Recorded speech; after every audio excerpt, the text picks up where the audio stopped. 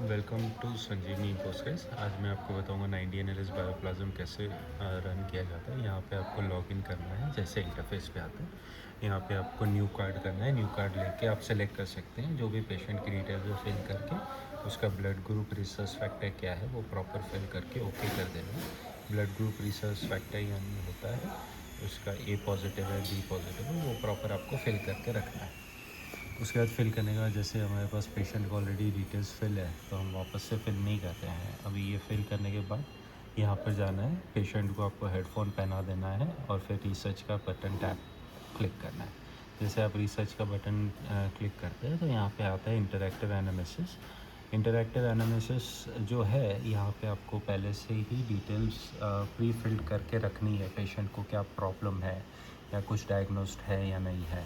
वो आप जो भी पेशेंट को प्रॉब्लम है, फॉर एग्जांपल अगर उसको लोअर बैक में प्रॉब्लम है तो लोअर बैक का पॉइंटर है उसको क्लिक कर दीजिए, यहाँ पे बताएगा, यहाँ पे कंप्लेंट्स बता सकते हैं। तो सेम वे आप पूरा बॉडी है पेशेंट का, उसके हिसाब से पॉइंटर सेलेक्ट कर सकते हैं। सेलेक्ट करने के बाद कंटिन्यू कर देना है, फिर सीधा रिसर्च पे चले जाना है। यहाँ से मैनुअल चॉइस है, मैनुअल चॉइस से आप सेलेक्ट कर सकते हो कौन से रिपोर्ट टेस्ट करने या नहीं करने। हम जनरल सजेस्ट करते हैं कि ऑटोमेटिक चॉइस पे आप रख दीजिए इसको। फिर यहाँ पे रिसर्च पे जाना है। रिसर्च करने के बाद ये पूरा रिसर्च कंप्लीट होने में एटलीस्ट आपको 5 to 10 मिनट्स जितना टाइम लगेगा। तो हम उस चीज़ को कंप्लीट हो जाए एक बारी, फिर हम इसको बताएंगे कि कैसे रिपोर्ट्स को चेक किया जाता है।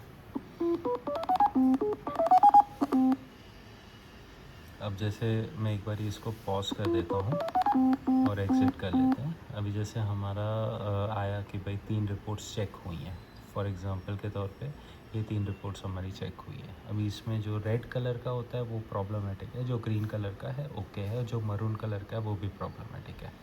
अब हमको इसको एनालाइज करना है कि कैसे इसमें प्रॉब्लम्स हम लोग आइडेंटिफाई कर सकें। तो ये देखिए horizontal cross section of head है। अब यहाँ पे टेस्ट पे चले जाना है। टेस्ट में आपको टोटल 2 चीज़ें सेलेक्ट कर लेनी है। सबसे पहले पैथोमॉर्फोलॉजी एंड दूसरा माइक्रो ऑर्गेनिज्म। क्योंकि कोई भी प्रॉब्लम होता है ना, वो 2 चीज़ों की वजह से हो सकता है। या तो बॉडी के अंदर ही कुछ प्रॉब्लम अराइज हो चुके हों, या फिर कोई बैक्टीरियल इन्फेक्शन की वजह से कोई प्रॉब्लम अराइज हुए हों। तो जनरल जो प्रॉब्लम अराइज होते हैं वो इन 2 चीज़ों की वजह से होते हैं। तो हमको ये 2 चीज़ें सेलेक्ट कर लेनी है, पैथोमॉर्फोलॉजी और micro organism. And then after that हमको एलोपैथी में अगर चेक करना है, एलोपैथी में होम्योपैथी, फाइटोथेरेपी, एलर्जीज, दैट वो आपकी चॉइस रहेगी। अभी जैसे हम एलोपैथी में सेलेक्ट करते हैं। एलोपैथी सेलेक्ट करने के बाद यहाँ पे एक ऑप्शन आएगा सॉर्ट का, वो सॉर्ट पे क्लिक कर देना है। फिर यहाँ पे एडजस्ट ऑल पे क्लिक करना है एंड यहाँ पे ऑटो मॉडल पे क्लिक करना है। जैसे आप एडजस्ट ऑल के बाद ऑटो मॉडल पे क्लिक करते हैं ना, तो यहाँ पे देखिए इतने सारे जो स्टडीज़ दी हुई है ना, उसमें से हमको जो स्टडी में फोकस करना है उसके बाजू में आपको ऐसे ये रेड डॉट्स मिल जाएंगे। अब ये रेड डॉट्स मिल गए। अब हम आपको इसको देखते हैं कि क्या प्रॉब्लम है पेशेंट के अंदर। अभी जैसे यहाँ पे दिखा रहा है ये एडेनोमा ऑफ ब्रेन। अब यहाँ पर हमको जाना है, बेसिक इसका डिस्क्रिप्शन पूरा पढ़ना है। तो इटलॉन डिस्क्रिप्शन के ऊपर हमारा सारा डिटेल्स यहाँ पे आ जाएगा कि भाई उनको पेशेंट को क्या इशू है। जैसे एडेनोमा ऑफ ब्रेन है तो यहाँ पे इटलॉन डिस्क्रिप्शन पे कुछ नहीं बता रहा है, तो इस चीज़ को हमको ध्यान नहीं देना है। फिर दूसरा जो रेड डॉट है, जो इनफाइनाइट डॉट बता रहा है, वो यहाँ पे JNJ पे बता रहा है, तो यहाँ पे क्लिक कर देना है। अब यहाँ पे पूरा आपको डिटेल बताया है कि भाई क्या वजह से क्या प्रॉब्लम हो सकता है पेशेंट के अंदर। अब ये जनरल जो प्रॉब्लम्स होती है ना, ये अराइज होती है, ये मिट भी जाती है। ये हमको चेक करना है कि हम हमारा जो इम्यून सिस्टम है उसके अगेंस्ट में वर्क कर रहा है कि नहीं कर रहा है।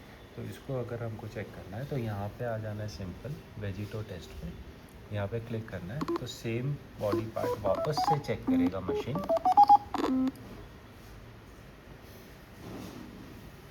अभी चेक करने के बाद हमको वापस से इधर एग्ज़िट पे जाना है। एग्ज़िट पे जाने के बाद यहाँ पे कॉम्पेरेटिव एनालिसिस है, कॉम्पेरेटिव एनालिसिस पे क्लिक कर देना है और यहाँ पे ऑटो सर्च कर देना है। तो ये बताएगा कि पहले का जो चेक किया हुआ था, बाद का जो चेक किया हुआ था, उसमें आपको बताएगा स्ट्रेंथनिंग कॉम्पेंसेटरी रिएक्शन। जहाँ पर वीकनिंग दिखाएगा ना, तो मतलब बॉडी अपने आप हील नहीं कर रहा है। स्ट्रेंथनिंग बता रहा है तो बॉडी अपने आप उस चीज़ को हील कर रहा है, तो आपको कुछ भी ज़्यादा स्ट्रेस लेने की ज़रूरत नहीं है, बॉडी का इम्यून सिस्टम अपने आप वर्क कर रहा है। और अगर यहाँ पे वीकनिंग दिखा रहा है तो आपको उस चीज़ के रिलेटेड ध्यान देने की ज़रूरत है।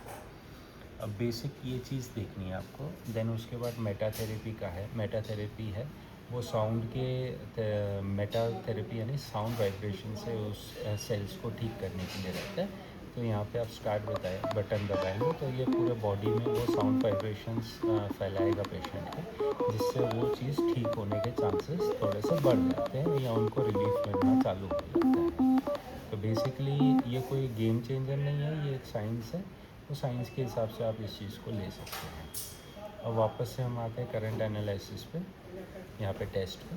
अब ये जो रिपोर्ट्स आई है, अब ये रिपोर्ट को हमको अगर प्रिंट करना है तो हमको यहाँ पे टू प्रिंट के ऑप्शन पे क्लिक करना है सबसे पहले, और फिर व्यू रिपोर्ट पे जाना है। जैसे आप व्यू रिपोर्ट पे जाएंगे तो यहाँ पे आपका पूरा रिपोर्ट बन के आ जाएगा, और ये रिपोर्ट को आपको एडिट करना है तो एडिट कर सकते हैं, रिपोर्ट को प्रिंट देना है तो प्रिंट दे सकते हैं। ये बेसिक चीज़ है। इसके अलावा भी अगर आपको कोई दिक्कत आती है तो आप हमको वापस से पूछ सकते हैं।